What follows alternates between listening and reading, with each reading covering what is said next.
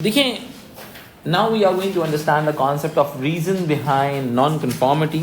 ठीक है जी. This is all about lecture number 7, reasons behind non conformity.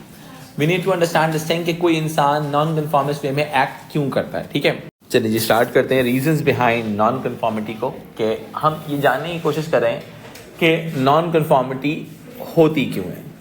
ठीक है, अब देखो, अगर हम बहुत ही सिंपल सी बात करते हैं, there are few justifications behind non conformity. ठीक है, कि भाई आपके पास नॉन कन्फॉर्मिटी की कुछ ना कुछ जस्टिफिकेशंस होती हैं. ठीक है, एक चीज़ तो बहुत ही कॉमन है कि हम कहें कि भाई failure of mechanism of social control. ठीक है, या lack of social control mechanism. ठीक है, एक चीज़ तो बहुत ही सिंपलिस्टिक है जिसको हम कहते हैं lack of social control mechanism. यानी कि स्टेट, अगर आपको पता चल जाए कि स्टेट को आप 50 रुपये रिश्वत देके खरीद सकते हो, तो फिर तो आप गलत ट्रैफिक में ही चलाओगे ना यार. सही है, बहुत ही सिंपल सी चीज़ है. ठीक है, इसके अलावा हमारे पास कुछ रीजंस बिहाइंड नॉन कन्फॉर्मिटी होते हैं, उनको थोड़ा सा अंडरस्टैंड करते हैं. पहली चीज़ है जिसको हम कहते हैं सब कल्चरल एक्सप्लेनेशन. ठीक है, इस चीज़ को हम समझाते हैं कि भाई सब कल्चरल एक्सप्लेनेशंस होती क्या हैं. ठीक है, then we will discuss about what under socialisation. ठीक है, कोई बंदा अप्रोप्रिएट इनअप्रोप्रिएट सोशलाइजेशन का शिकार हो. फिर हम अंडरस्टैंड करेंगे कल्चरल डेप्रिवेशन को. फिर हम अंडरस्टैंड करेंगे मार्जिनलाइजेशन को.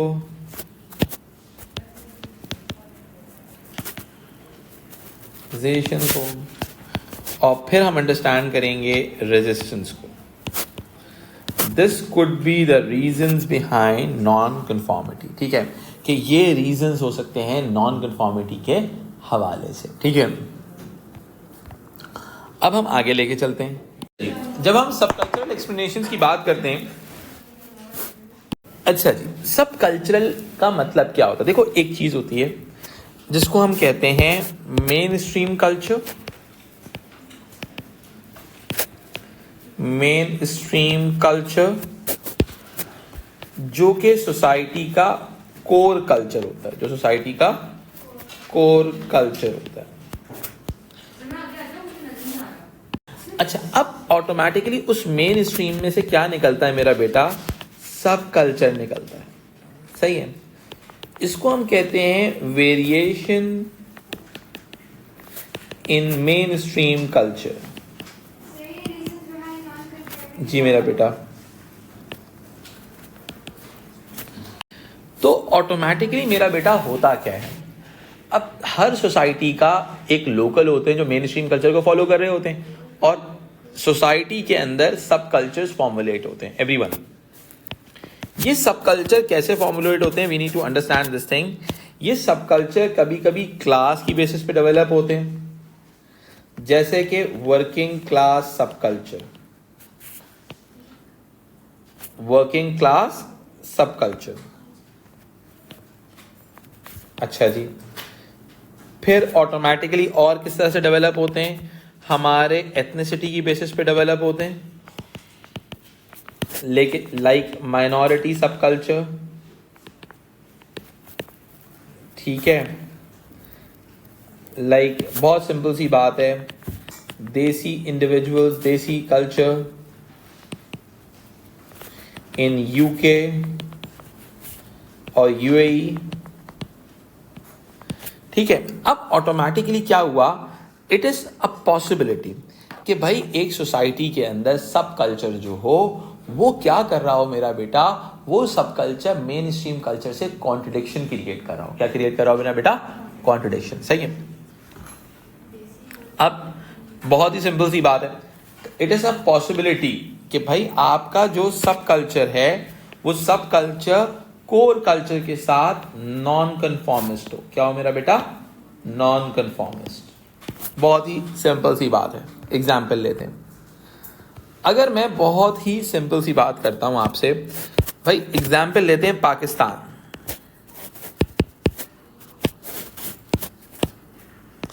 अब as per the law in Pakistan और main stream culture in Pakistan, ठीक है,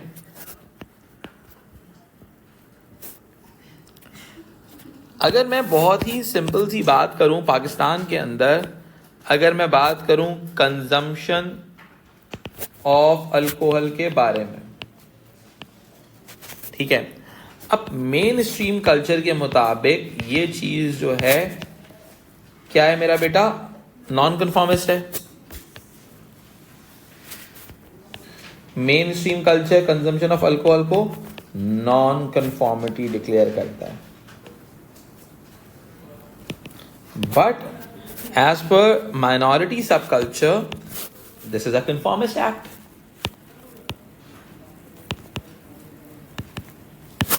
And they are allowed to consume, ठीक है, ठीक है। वो बात अलग है कि वो रिसेंटली एक मिनिस्टर थे, इन्होंने असेंबली में कहा था कि भाई ये नॉन मुस्लिम के लाइसेंस के बाद सारे मुसलमान शराब पी रहे, ठीक है। पाकिस्तान में प्रॉब्लम ये है, नॉन मुस्लिम्स को परमिट मिलता है और उस परमिट के ऊपर सबसे ज़्यादा कंज्यूम करते हैं मुस्लिम, कंज्यूम करते हैं। कहते हैं तो जितनी शराब बिक रही है इतने तो नॉन मुस्लिम एग्जिस्ट ही नहीं करते पाकिस्तान में, ठीक है। तो this is a big problem, ठीक है। तो ये चीज़, तो अब क्या है, माइनॉरिटी सब कल्चर यहाँ पे क्रिएट हो जाता है, ठीक है। अब आते हैं वर्किंग क्लास सब कल्चर के। वर्किंग क्लास सब कल्चर के कुछ इश्यूज हैं। वर्किंग क्लास सब कल्चर के इश्यूज क्या हैं, we are going to discuss it. हम इसको बुक से भी रेफर कर लेते हैं यहाँ पे। बुक एक्चुअल के अंदर, बुक में जो एग्जाम्पल दी हुई है वो वर्किंग क्लास सब कल्चर के हवाले से। अच्छा, इसका कई मरतबा सवाल 10 मार्कर में आता है, तो मैं आपको इसके सैम्पल आंसर्स भी शेयर करूंगा, वो सैम्पल आंसर्स आपको बहुत हेल्प करेंगे। तो अब ये इतना कंटेंट जो 10 मार्कर इनफ नहीं होगा, तो we need to use that, ठीक है। अच्छा, इसमें हमारे पास आ जाते हैं मिलर की थ्योरी हमारे पास सामने नजर आती है। Within the complex society there will be more than one single value system, there will be groups within which different values subcultures. In western society some sociologists have argued that working class subculture are very different from the wider culture. Some of the features of working class subcultures have been seen as Miller ने कहा, एक होती है trouble, ठीक है। Trouble का मतलब है कि भाई willingness to accept that life involve conflict to get involve in fights, फड्डों में इन्वॉल्व होंगे। आप देखते हो कि भाई जैसे कि आप वर्किंग क्लास एरियाज में चले जाओ, सबसे ज्यादा लड़ाइयां उन्हीं एरियाज में होती हैं, ठीक है। Toughness, demonstrating maleness through physical strength, drinking, यानी कि मेलनेस शो ऑफ करते हैं वो लोग, ठीक है। फिर आते हैं smartness, status among peers involve dressing as well as possible, ठीक है। जो ऑटोमेटिकली स्मार्ट, लुकिंग स्मार्टनर, ठीक है। अब वो बुखारी कमर्शियल के ऊपर जो लोग आवाम टिकटॉक बना रही होती है, वो आप देखोगे तो समझ में आ जाएगा कौन सी स्मार्टनेस की बात हो रही है यहाँ पे, ठीक है। फिर आ जाओ excitement, as work is repetitive, fun and enjoyment are highly value, ठीक है। उनका काम जो होता है बहुत रिपीटेटिव काम होता है, ठीक है। फेट, किस्मत पर यकीन रखते हैं। Autonomy, dislike of authority, authority को पसंद नहीं करते, ठीक है। Miller suggests that these are normal features of working class subcultures that bring young working class males into conflict with the wider society. Their choices of leisure activities lead to the involvement in gangs and conflict with authority in the form of the police, ठीक है। अब जैसे आप दुनिया के अंदर, मैं youth working class की बात करूं, आपको रॉक म्यूजिक नजर आता है, रिबेलियन नजर आएगा उसके अंदर, ठीक है, कि वो रैप म्यूजिक आज के एरा के अंदर है कि भाई वो भी क्या है, रैप म्यूजिक क्या है, रेबेलियन दिखाता है, जो एग्जिस्टिंग ऑर्डर को अपोज करने की बात करता है, ठीक है। So the behavior of these young men seems to be an example of non-conformity, but the working class youths are in fact conforming at their subcultural values. In that sense, they are not deviant. यानी किसी ना किसी level के ऊपर वो अपनी subculture values में कहीं ना कहीं कंफॉर्मिटी को फॉलो कर रहे होते हैं। देखो, एक होता है नॉन कंफॉर्मिटी एलिमेंट, एक होता है डिवियंस और एक होता है क्राइम, सही है। ये तीनों चीजों में लेवल है, सही है। नॉन कंफॉर्मिटी का मतलब आप सोसाइटी की मेन स्ट्रीम वैल्यूज के साथ अलाइन नहीं है। डिवियंस का मतलब है कि आप डिवियंट हैं, आप उससे बगावत करते हैं। क्राइम का मतलब है आप उसको तोड़ देते हैं। समझ में आई बात? भाई मैं कहूंगा लेट सपोज कि कंजम्पशन ऑफ अल्कोहल रिस्ट्रिक्टेड नहीं होनी चाहिए, लेट सपोज, ऐसा मैं नहीं बोल रहा, जज नहीं करना, लेकिन कंजम्पशन ऑफ अल्कोहल रिस्ट्रिक्टेड नहीं होनी चाहिए, ठीक है। That could be a non conformity, ठीक है। बट क्या है, इसी चीज को मैं एनहांस कर दूंगा, डिवियंस हो जाएगा, लेकिन मैं इस चीज को लॉ बनाने की कोशिश करूंगा या मैं ऐसी हरकत करूंगा तो ऑटोमेटिकली वो क्राइम में कन्वर्ट हो जाएगा, ठीक है। Other groups of young people have formed distinctive subcultures based on particular styles, ठीक है। These are considered section on resistance, यानी कि वो अपने group of sections of resistance में कंसिडर किए जाते हैं कि वो रेजिस्ट कर रहे होते हैं एग्जिस्टिंग सिस्टम के खिलाफ, ठीक है। अब हमारे पास इसमें कौन से आते हैं, मिलर भाई आते हैं, ठीक है। मिलर के आइडिया को थोड़ा सा इसके अंदर लिस्ट डाउन कर लेते हैं ताकि हमें समझ में आ जाए। मिलर ने वर्किंग क्लास सबकल्चर की बात की,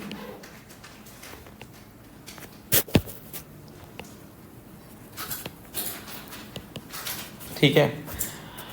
अब वर्किंग क्लास सब कल्चर की बात की, अच्छा बहुत सिंपल सी बात है। अगर मैं इसकी एक और एग्जांपल, जो मैंने अभी आपको डीविएंस की एग्जांपल दी, जैसे यूएई है, सही है, यूएई के अंदर कंजम्पशन ऑफ पोर्क जो है for non Muslims it's allowed, लेकिन आपको वो चीज रेस्टोरेंट में पोर्क नजर नहीं आएगा, रेस्टोरेंट में पोर्क नजर नहीं आएगा। Why is this so? The reason is quite simple, that's a non conformist act, ठीक है। Consumption of pork in UAE is not illegal, it's not a crime, but it is non-conformist. It is allowed within subcultures. Filipino stores होते हैं, वहां पे allow होता है, वहां पे सेल आउट हो रहा होता है, बिल्कुल अलग सेक्शन बनाया जाता है। ये नहीं हो सकता कि पोर्क को आप बीफ के साथ रख दो, ठीक है। वर्किंग क्लास सबकल्चर के जो एलिमेंट इसने बताए हैं, मिलर ने उसको अंडरस्टैंड करते हैं। ट्रबल, टफनेस, स्मार्टनेस, एक्साइटमेंट,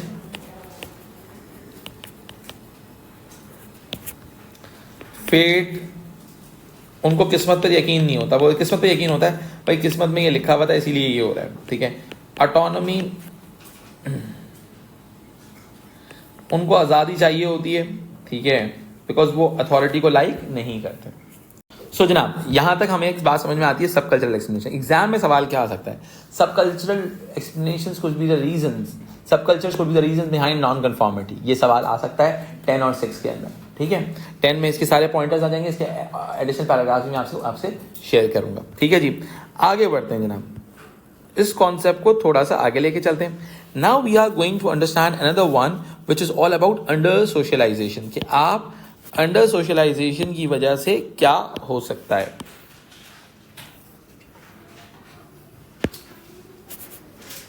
अब इस बात को जरा अंडरस्टैंड करते हैं, what is under socialisation, which is considered as a wrong socialisation और नॉन कन्फॉर्मिस्ट सोशलाइजेशन आप कह सकते हैं। अपने लिए इजी अंडरस्टैंडिंग के लिए आप इसको कर लें, इनअप्रोप्रिएट सोशलाइजेशन भी कह सकते हैं, रॉन्ग सोशलाइजेशन भी कह सकते हैं, या नॉन कन्फॉर्मिस्ट सोशलाइजेशन भी कह सकते हैं, ठीक है। रॉन्ग सोशलाइजेशन और नॉन कन्फॉर्मिस्ट सोशलाइजेशन। देखो, अब ये वो बेचारे बच्चे होते हैं जिनके नजदीक, अब लेट्स सपोज एक बच्चा गैंग कल्चर में पैदा होता है, ठीक है, नॉन कन्फॉर्मिस्ट सोशलाइजेशन, यानी कि अब बहुत ही सिंपल सी बात है, अगर आप दुनिया के बड़े बड़े गैंगस्टर्स के बारे में पढ़े ना, उनकी ऑटोबायोग्राफीज पढ़ें, आपको ये अंदाजा होगा कि यार देखो, अगर मैं भी इसकी जिंदगी में होता तो शायद इसने जो जिंदगी ऑप्ट की वो भी मैं ही करता, because they are a severe example of under socialisation. समझ आई बात? कि let's suppose children from gang culture, आपके जो इनर सिटी एरियाज होते हैं, अब तो वहां पर उनकी इंस्पिरेशन ही यही निकलते हैं। I was working with an NGO for teachers training programme. मैं उनको टीचर्स को रोल मॉडल सेट करना सिखा रहा था कि बच्चों के लिए रोल मॉडल कैसे बनाए जाते हैं। तो वहाँ पर उन्होंने, एक टीचर ने कहा कि वो एक NGO प्रोग्राम है, बड़ी ज़बरदस्त पाकिस्तान के अंदर है, वो बड़ी ज़बरदस्त चीज़ें डेवलप करती हैं, बच्चों की एजुकेशन के लिए काम करें। तो उन्होंने कहा, भाई मेरी क्लास में एक बच्चा था, उस बच्चे ने कहा कि भाई मेरा जो रोल मॉडल है ना, वो इलाके का बदमाश है क्यों, वो कूल बहुत लगता है, उसके बाद 1 to 5 है, उसका वेपन है, वो चोरी करता है, वो डकैती करता है, सही है, no one can say anything to him. तो अब उस बच्चे की इंस्पिरेशन क्या बन रही है? गैंग्स, ठीक है। इमेजिन करो कि तुम्हारे इलाके में आसपास तुम्हारी इंस्पिरेशन पावरफुल लोग वही हों जो कि, या फिर तुम्हारी फैमिली में तुम्हारे डैडी या तुम्हारे घर वाले जो हैं सिंपल सी बात है, वहाँ वो कोई नॉन कन्फॉर्मिस्ट एक्ट करते हैं, ठीक है, तो ऑटोमेटिकली क्या होगा कि आप अपनी ज़िंदगी को उसी हिसाब से गुजारना शुरू कर दोगे, ठीक है। इसके अंदर एक और स्टडी है जो कि आपके ये तालिबान होते हैं ना, तो ये इनकी जो नेक्स्ट जनरेशन, सेकंड जनरेशन और थर्ड जनरेशन हुई जो पहाड़ों में पैदा हुई है, सही है, जिनकी ट्रेनिंग ही इसी चीज़ पे हुई है कि तुमने जंग लड़नी है, तो they are very brutal fighters, सही। उन्होंने जिंदगी में इसके अलावा कुछ देखा ही नहीं, समझ में आई बात। This is example of under socialisation. अच्छा, अब कई गैंग्स हैं जो जनरेशन बाय जनरेशन चलते हैं, ठीक है। इसकी एग्जाम्पल है यकूजा गैंग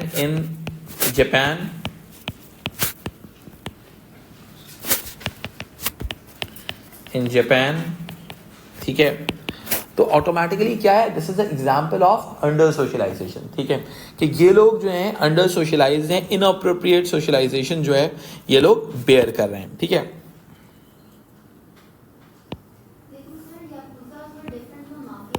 ऐसा ही है, लेकिन जनरेशन टू जनरेशन होते हैं ना।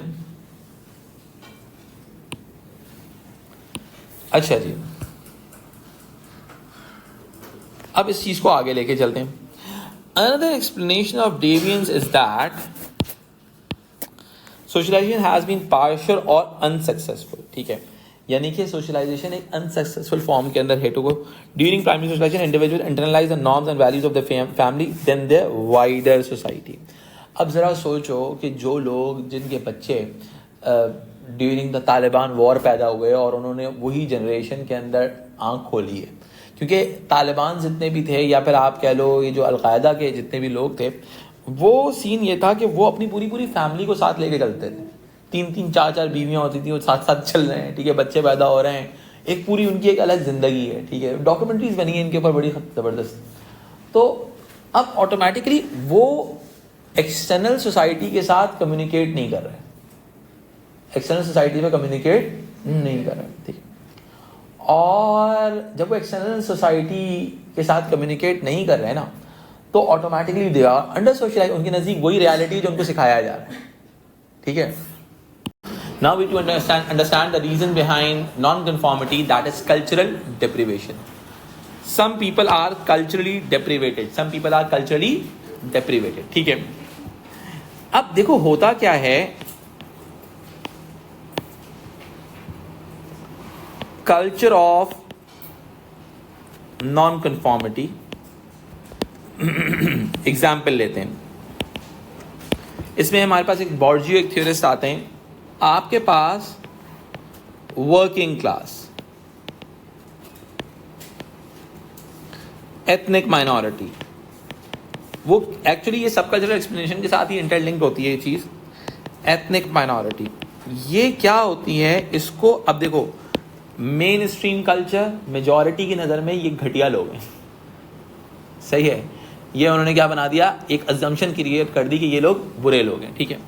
जब ये अजम्पशन क्रिएट कर दी गई है तो ऑटोमेटिकली होता क्या है बहुत ही सिंपल सी बात है, ये अजम्पशन क्रिएट हो गई। जब ये अजम्पशन क्रिएट हो गई तो automatically they are culturally deprivated, cultural deprivation develop होती है। क्या डेवलप होती है? कल्चरल डेप्रिवेशन, ठीक है।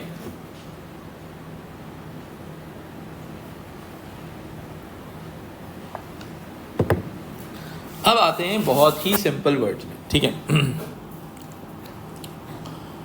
कल्चरल डेप्रिवेशन बहुत ही बेसिक अंडरस्टैंडिंग के साथ ये चीज़ डेवलप होती है, ठीक है, और ये चीज़ इस्टेब्लिश होती है इस आइडिया के अंदर कि मेन स्ट्रीम कल्चर ने, किसी सोसाइटी की मेजॉरिटी और लोकल्स ने ये डिसाइड कर दिया कि इन लोगों का कल्चर जो है वो हमारे कल्चर के साथ लिंक नहीं है, सही है। अब इस कल्चरल डेप्रिवेशन को डिसाइड इस तरह से किया जाता है, non conformity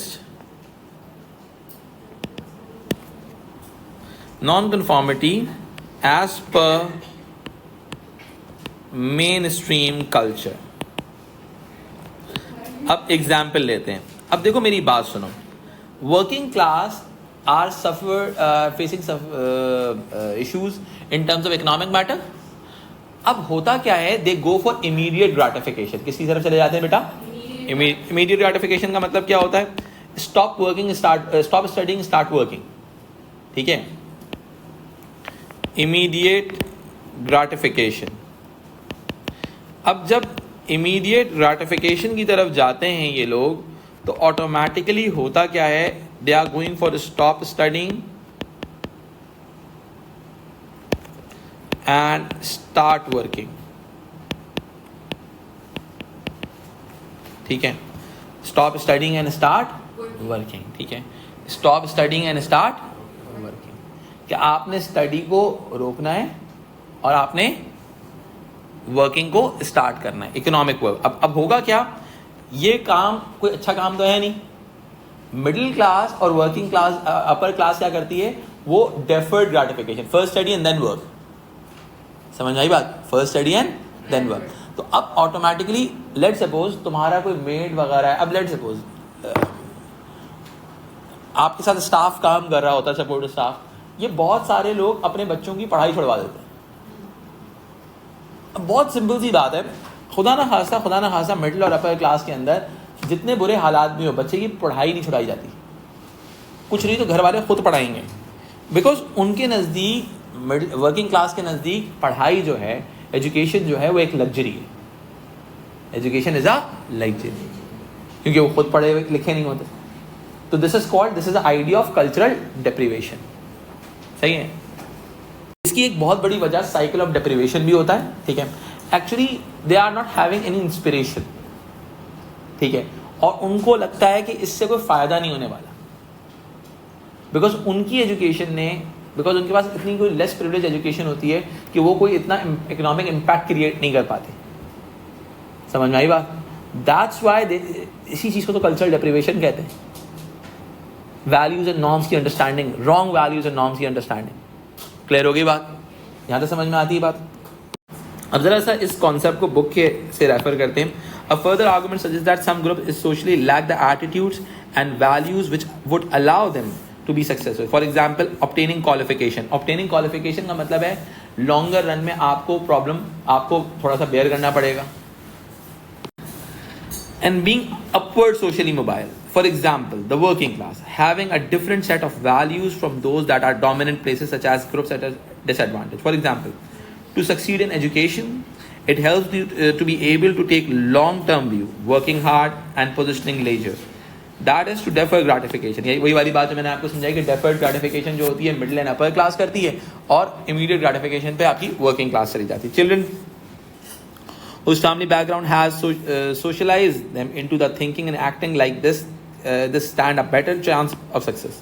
Children from working class backgrounds are more likely to have socialized into the preferring immediate gratification, जो मैंने आपको भी समझा दिया, and thus likely to have such attitudes. This can be said as culturally deprived, यानी कि उन बेचारों का कल्चर ही इस चीज़ लायक नहीं है कि वो उनको सपोर्ट कर सके इन दिस सर्कमस्टांसेस, ठीक है। अब हम आगे बढ़ते हैं इस कॉन्सेप्ट के हवाले से। नेक्स्ट एलिमेंट इज मार्जिनलाइजेशन, ठीक है।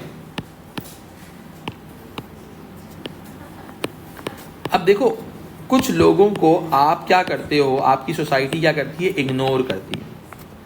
अगर इसके अंदर मैं एग्जांपल देता हूँ ईस्ट पाकिस्तान की, ठीक है।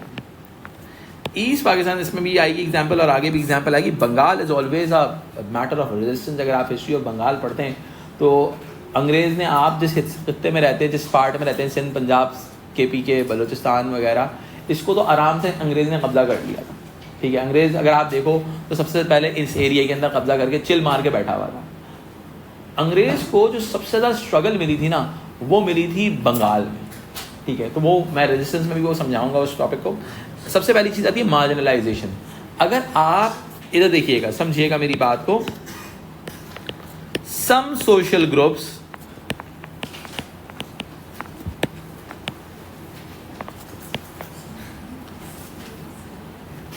फेस मार्जिनलाइजेशन,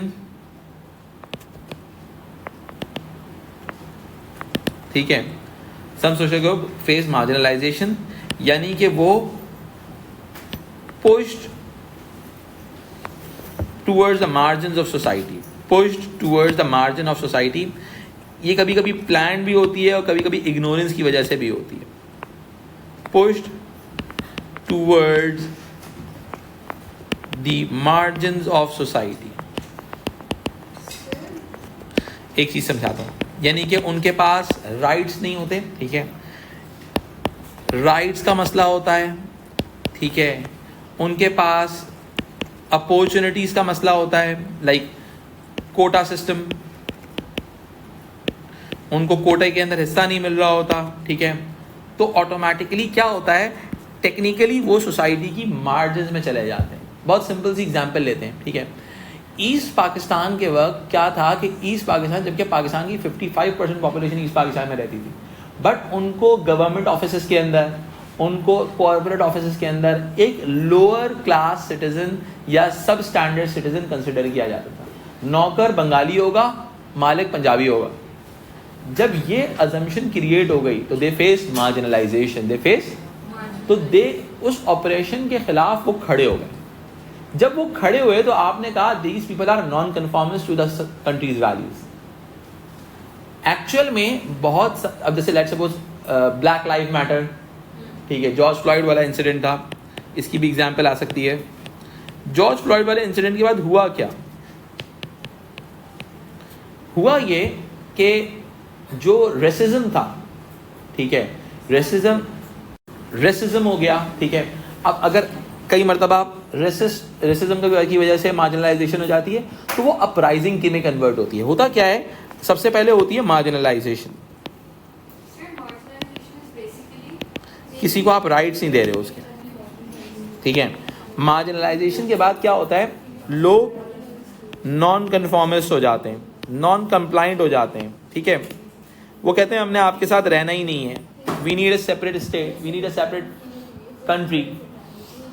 अगर आप ईस्ट पाकिस्तान वाली बात को लेके चलते हैं, ईस्ट पाकिस्तान के अंदर क्या था कि भाई जितने गवर्नमेंट ऑफिसर्स थे वो वेस्ट पाकिस्तान में थे, सही है, और जो इम्पोर्टेंट इंस्टीट्यूशन थे वो सारे वेस्ट पाकिस्तान में थे. आर्मी, नेवी, एयरफोर्स, उनमें ज़्यादातर जो ऑफिसर्स थे वो ज़्यादातर वेस्ट पाकिस्तान के थे. ईस्ट पाकिस्तान वालों को उस स्टेट की उन चीज़ों के अंदर उस तरह से इंक्लूड नहीं किया जाता, ठीक है, यानी कि उनको एक सब स्टैंडर्ड कंसिडर किया जाता था. एग्जैक्ट ईस्ट पाकिस्तान जो बाद में बांग्लादेश बन गया.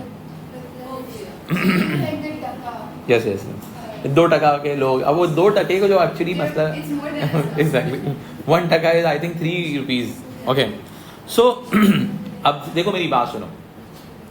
सोसाइटी के अंदर जॉर्ज फ्लॉयड का इंसिडेंट था, ब्लैक इंडिविजुअल्स का प्रॉब्लम है, ठीक है, देसीज का प्रॉब्लम है, यूके यूएस वगैरह के अंदर जो वाइट सुपरमेसिस्ट है वो क्या कहते हैं कि भाई दीज पीपल, अब वो नहीं अलाउ करते दूसरे लोगों को, एग्जैक्टली. तो ये मार्जिनलाइजेशन एक्चुअल में लीड करती है किसके अंदर, नॉन कन्फॉर्मिटी के अंदर. तो वो सोशल ग्रुप्स क्या हो जाते हैं सोसाइटी से, non conformist. Is it clear to you all? अब जरा सा इसको बुक से रेफर करते हैं, ठीक है.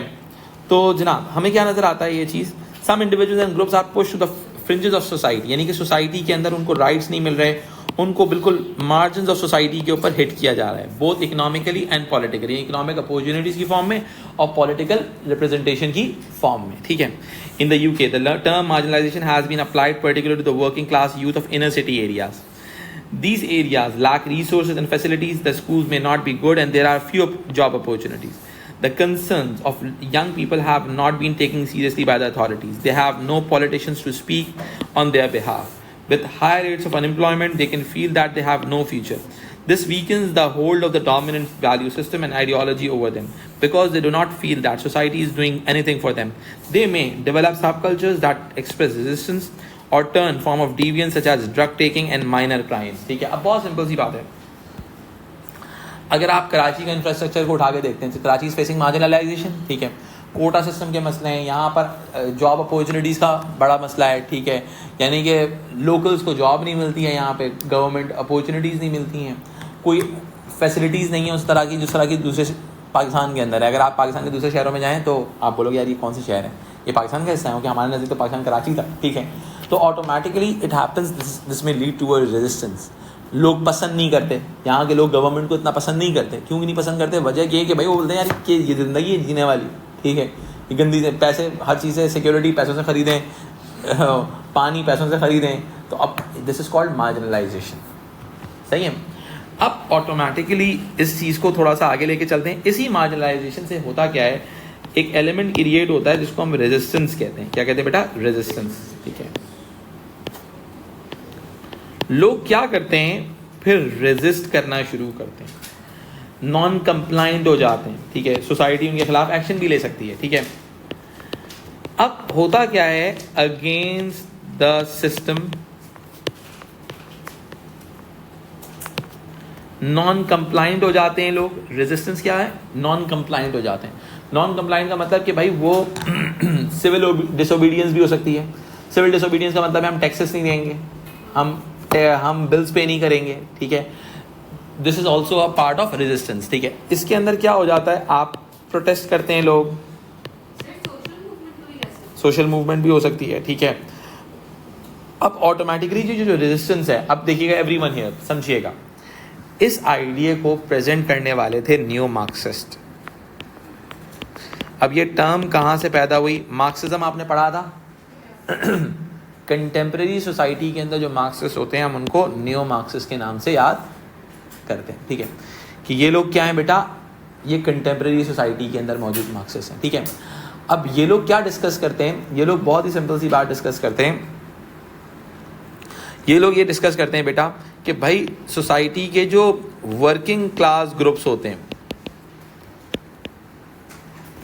वर्किंग क्लास ग्रुप्स जो होते हैं, जब उनको एहसास होता है कि उनके साथ एक्सप्लॉयटेशन हो रही है, जब उनके साथ एक्सप्लॉयटेशन हो रही है, तो वर्किंग क्लास ग्रुप रेजिस्ट करते हैं अगेंस्ट द डोमिनेंट आइडियोलॉजी। और जबकि उनको जो फॉल्स कॉन्शियसनेस की आइडियोलॉजी दी जाती है, उसके अंदर कोशिश की जाती है कि वो ये सेंस ऑप्ट ना करें, उनको रेजिस्टेंस से रोका जाता है। क्योंकि रेजिस्टेंस को बताया जाता है अगर तुमने रेजिस्ट किया सिस्टम के खिलाफ तो सिस्टम विल किल यू। सही है, वो सिस्टम को पनिशमेंट्स मिलेंगी। सही है, वर्किंग क्लास रेजिस्ट करती है ना डोमिनेंट आइडियोलॉजी के खिलाफ, अपनी एक्सप्लॉयटेशन के अगेंस्ट में। ठीक है, तो ये न्यू मार्क्सिस्ट ने इस आइडिया को आइडेंटिफाई किया था। अब जरा सा इसको पढ़िएगा, रेजिस्टेंस के हवाले से बुक क्या कहती है। अच्छा जी, अब इस कॉन्सेप्ट को थोड़ा सा अंडरस्टैंड करते हैं। ठीक है, resistance is associated with the conflict views of society because it assumes that dominant group within the society whose power can be resisted. यानी कि जो पावरफुल ग्रुप्स हैं, लाइक अपर क्लास है, उनकी पावर जो है रेजिस्ट की जा सकती है। New Marxist have suggested that New Marxists suggest that where relatively powerless groups lack an understanding of capitalist system, यानी कि उनको पता नहीं है कैपिटलिस्ट सिस्टम के खिलाफ वो बोल रहे हैं, लेकिन जब उन पर ऑपरेशन होता है तो वो उस सिस्टम के खिलाफ खड़े हो जाते हैं, एक्सप्लॉयटेशन के खिलाफ खड़े हो जाते हैं। But are aware of the resentful of their disadvantage position within it, यानी कि उनको पता होता है कोई उनको तंग कर रहा है, कोई उनको दबा रहा है। They can respond to the deviant behaviour which expresses their anger. This cannot become a revolution that will bring down the ruling class and capitalism, and is arguably a form of showing anger which can strengthen the system. अब देखो automatically क्या कहता है, ये सिर्फ anger होता है लोगों का, क्योंकि न्यू मार्क्सिस्ट कहते हैं लोगों को पता नहीं है ये सिस्टम में प्रॉब्लम क्या है, वो अपने एक्चुअल मालिक के खिलाफ है, उनका बिलीफ सिस्टम अपने एक्चुअल मालिक के खिलाफ है जो उनके ऊपर जुल्म कर रहा है, वो उस सिस्टम के खिलाफ लोग खड़े नहीं हो रहे हैं उनके मुताबिक। न्यू मार्क्सिस्ट ये बात कहते हैं कि आपकी सोसाइटी में हो रहा क्या है, एक सिस्टम है, एक कंपनी है, लेट्स सपोज, वहाँ पर वर्कर्स को एक्सप्लॉइट किया जा रहा है, उनको पता नहीं है कि ये कैपिटलिज्म सिस्टम है जो उनको खराब कर रहा है। सो अब होता क्या है कि वो एक्चुअली लोग क्या करते हैं, रेजिस्ट करते हैं अगेंस्ट द एग्जिस्टिंग सिस्टम। सही है, वो एक समझाना चाह रहा है। ठीक है, वो एक्चुअली सिस्टम के खिलाफ नहीं खड़े हो रहे, कैपिटलिज्म की सोशल फोर्स के खिलाफ नहीं खड़े हो रहे, लोग उस मालिक के खिलाफ खड़े हो रहे हैं जो उनको एक्सप्लॉइट कर रहा है। ठीक है,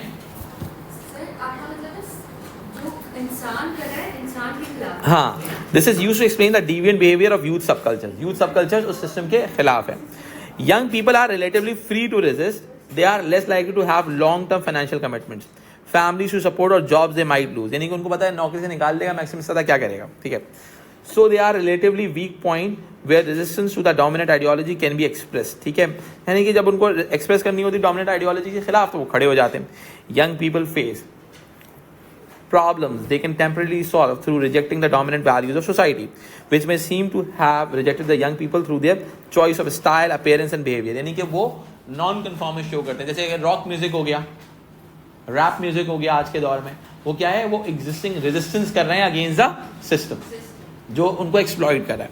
Neo-Marxists have studied various youth subcultures such as mods and skinheads and attempted to show that the deviant style and behavior are in fact forms of resistance. यानी कि भाई रॉक म्यूजिक, रैप म्यूजिक का example दे दी. Rap music जो है actual में is a sign of resistance. It's a sign of resistance. ठीक है. One criticism of this explanation is that it would probably not be accepted by the young people themselves. It assumes that the sociologists know the underlying reasons of behavior that the people involved are unaware of. यानी कि बहुत सारे लोग resistance कर रहे हैं. ठीक है. यहां पर हमने न्यू मार्क्सिस्ट के पर क्रिटिसिज्म ये होता है कि न्यू मार्क्सिस्ट इस मसले को किसके साथ लिंक करते हैं, क्लास ऑपरेशन से. किससे लिंक करते हैं बेटा? ठीक है. कहते हैं हो सकता है यूथ को उनकी शक्ल पसंद ना हो, तो कोई और रीजन भी हो सकता है उनके रेजिस्टेंस की वजह से. समझ में आई बात? शक्ल का मतलब मैंने एग्जांपल दे दी. सही है. यानी कि वो हाँ कुछ there must be other factors also. ये देखो यहाँ पे क्या, this is an over deterministic view. Neo Marxist view को अपोज किया गया है. किसको अपोज किया गया है? न्यो मार्क्सिस्ट व्यू को.